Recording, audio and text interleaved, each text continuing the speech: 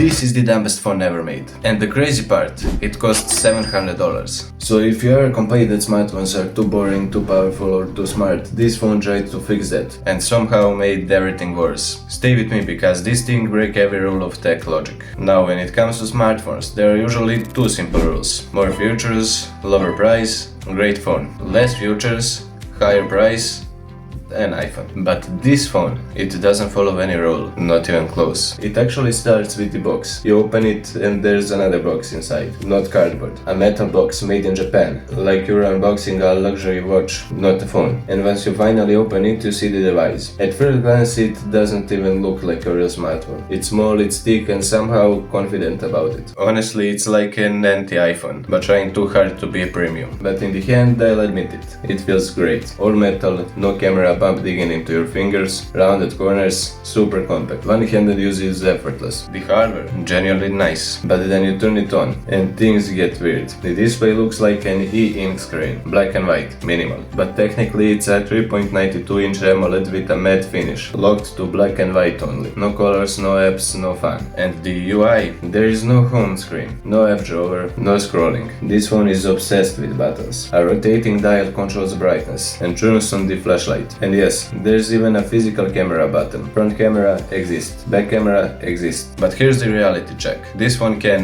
make calls, send texts, take photos, play offline music. And that's basically where it ends. No social media, no YouTube, no email, no Google Maps, no Uber, no third-party apps. You can't even open leaks people send you. It technically runs Android, but you're not allowed to do Android things. The entire idea is digital minimalism. Reduce screen time, be more present. Sounds great in theory, but in practice it's nightmare. Even if I want to use it for a few days, I would give up. There's no mobile payments, there's no Google Maps, there's not food delivering apps, there's basically not anything. And yeah, somehow not even the headphone jack. And if you want to share your photos, oh boy, the only way is to email them. And I think the life is way too short for that. And after all this, the price, $700 for a phone that does less than phones that cost $70. There are way cheaper phones that are 10 times better, and I actually made the video about it, so if you want to check it, click this video.